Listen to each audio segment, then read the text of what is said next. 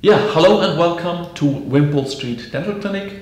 My name is smil, and in the following small presentation we would like to show you one of our cases of the month here made in our clinic. So thank you very much for watching and we hope you enjoy the video. Yeah, welcome to the casebook in April 2018. Actually, this is a pretty big case, but I'm not going to talk much about it. Thanks again to Master Dental Technician Gianluigi Milizza. And this case is mostly about the new Tria scanner, which we bought in November. And I just want to show you a few pitfalls, and I think it's a fantastic scanner.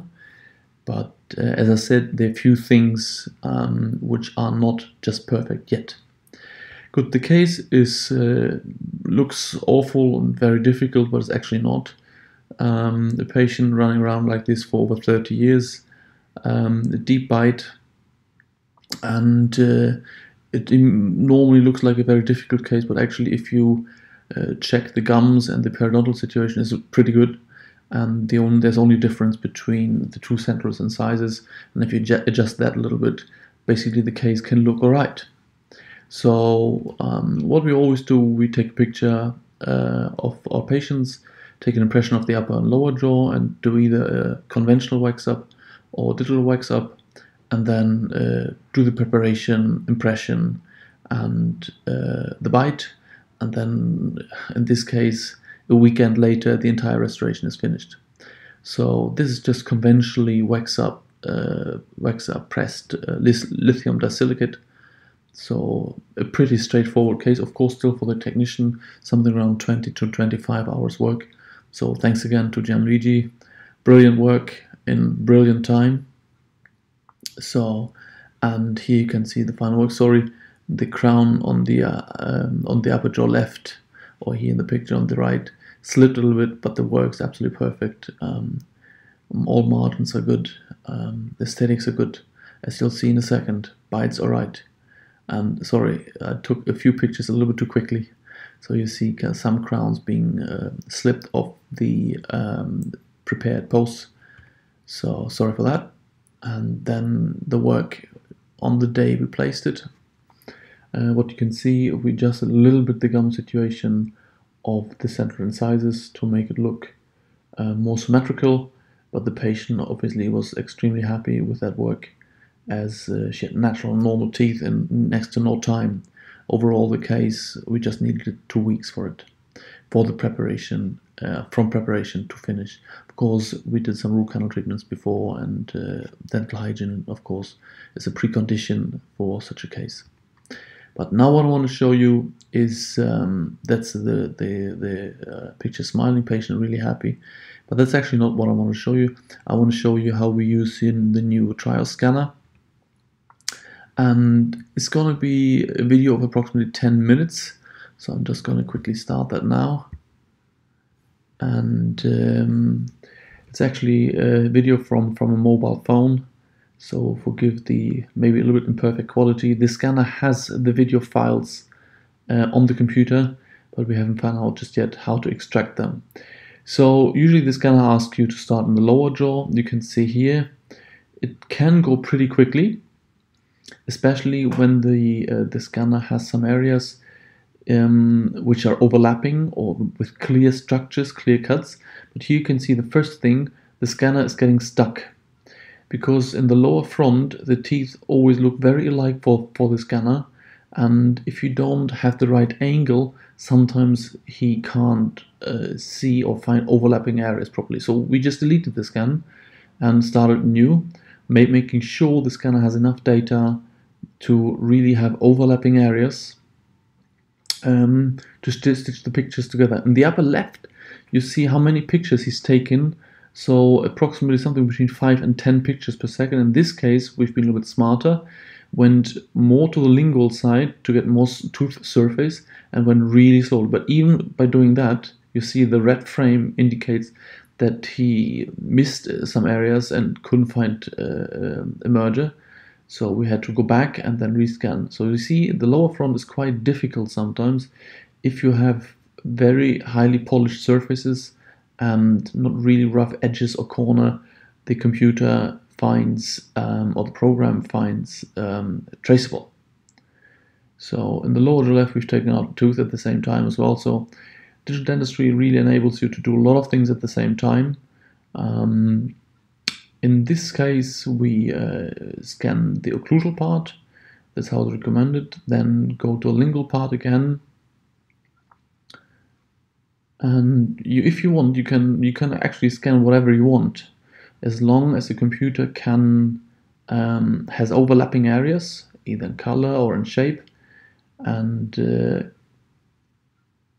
can stitch them together in real time.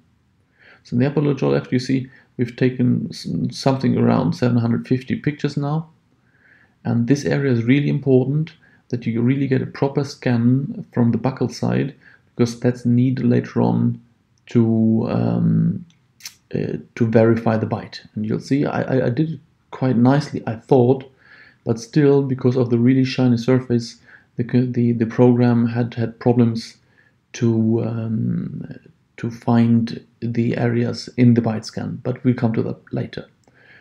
But you see, it's actually quite nice scan. This true HD colors, the machine is acceptably fast, but of course we hope that with the next computer generation the machines will even get faster, and that the few programming flaws it still has are eradicated.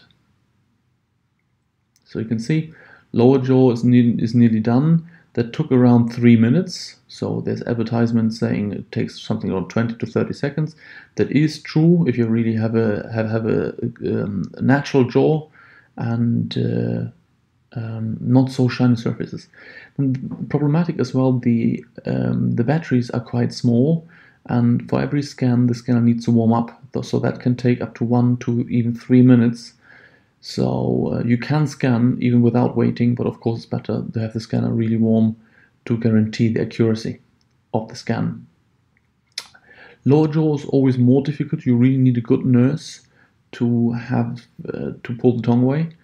And upper jaw is pretty simple, because you have a lot of structures like the rugae palatine or other anatomical structures, teeth, which the scanner easily finds and easily can relate to and merge. So in this case we've taken out a tooth in the upper jaw left as well. So it's still healing, but these are all structures the computer easily finds again. And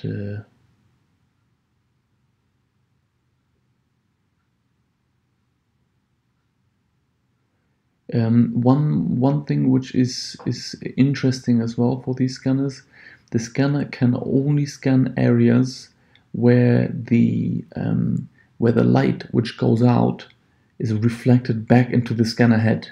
Otherwise, it's not a real chance to scan these areas. So really big undercuts or something like this, like here, for example, the first molars, is not possible for the scanner to scan. So again, very important, the outside. Scan that properly. And if you have a look in the top left corner, we're something around 870 pictures now. The scan has an allowance of approximately 1,500 scans. So when it comes to that, it will get slower, and the maximum is around 2,000 pictures. So another thing with the scanner is gold surfaces are really problematic to scan. He can scan it, but you very often have unscannable areas if they're really too highly polished, because the reflection for the scanner somehow it does not work. But as we go more full ceramic anyway, that shouldn't be a problem anymore, like in 5 to 10 years.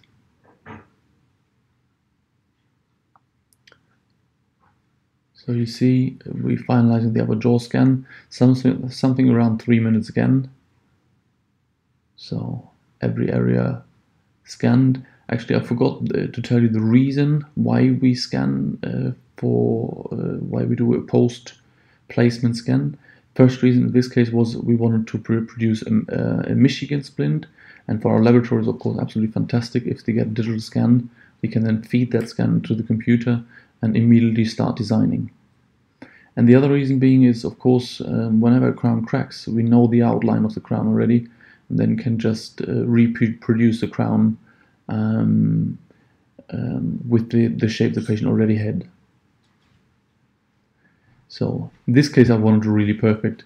The scan was alright already, but you can see a small problem on the upper left canine, which was then taken care of. You can see always when the scanner doesn't have really good edges or just very round surfaces, he can't really relate to that scan. So he always needs really clear points. So far, maybe the company 3Shape will be able to improve that in the future. You can see here the small incongruency between the teeth, and you need to rescan that now. And you see it takes some time.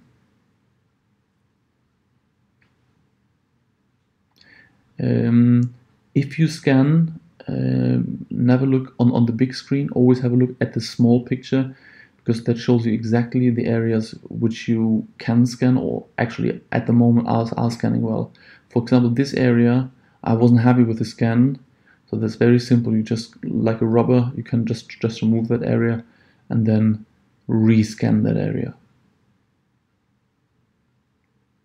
So actually the program is pretty simple, and then you just rescan the area and to make really sure that your splint is really fitting well. It's very good for legal purposes as well. You can really produce a 3D model of your final work at any given time. So you see now the surfaces are all the same color. And in this case, what I told you, I warned you, when we come to 1500 pictures, then the scanner starts to get slower as the volume of the data becomes too large.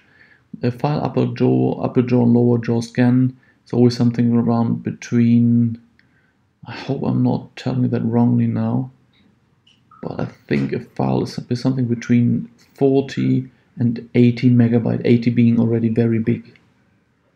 So in our case, we have our own lab. We send those files just downstairs to our lab and have the technician producing our work. So I really took a long time. I just really want to make sure the scan's nice, and like I said, show you a few flaws as well.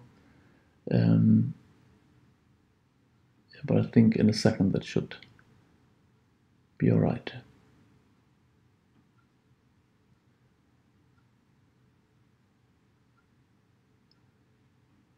Good.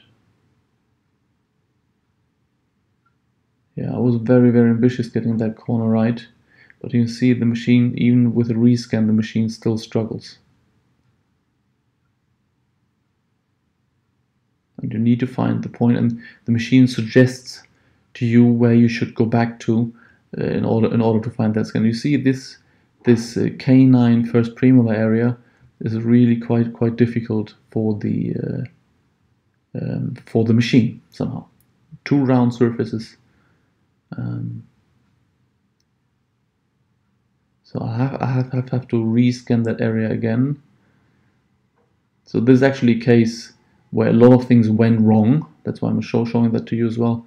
Normally it goes a little bit quicker, and but these, I just wanted to show you a case where not everything went absolutely perfect and smooth, because from these cases you actually learn the most.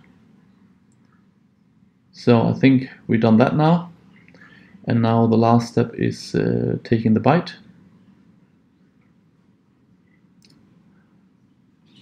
You can see in the machine how small the battery is. With the scanner comes a pack of 3 batteries, but after one scan the battery is done. So yeah, then we just check for the bite. Normally, if you have really a dentition with 28 teeth, it should never be a problem, but you see in this case somehow the scanner didn't have a good day, so and couldn't find the bite really properly. You can continue to scan until he finds it, or you just interrupt and you have to get the bite done then manually. What we did in this case for the right side. So you just take two corresponding teeth, make sure you got the right ones. In this case, lower first molar, and then he normally finds it and then adjusts it, the bite by itself. So the software has actually evolved quite well, and in this case the left side, I think we got it right with the bite, and it found the bite automatically. The bite is quite accurate and has given us good results. The scan itself is quite accurate as well, something between 10 and 50 microns at most. And the models you get nowadays with 3D printer, you can have an accuracy up to 16 microns. So it's actually quite good nowadays and comparable to conventional impressions. You can see here that's a final model. I'm just playing around a little bit to impress maybe a little bit you and of course the patient. And you always just check the bite to make sure that the bite's right. The way you do it is you just put the impression on its head and have a look for these white areas, and then you're sure you got the bite more or less right. This was exactly on the day of our placement. So, and the patient still had a lot of injections. So I always adjust the bite again when the patient comes back after 2 weeks, when the injection is worn off and the patient got used to the work. Good. And then a couple of days later, this is a mill splint, so it's not like the old school orthodontic way of doing splints. So you just have it designed on the computer and mill it. And this is just a protection for the denture, for the restoration then. So thank you very much for watching again, and yeah, hope you all have a nice week. Thanks. Bye bye.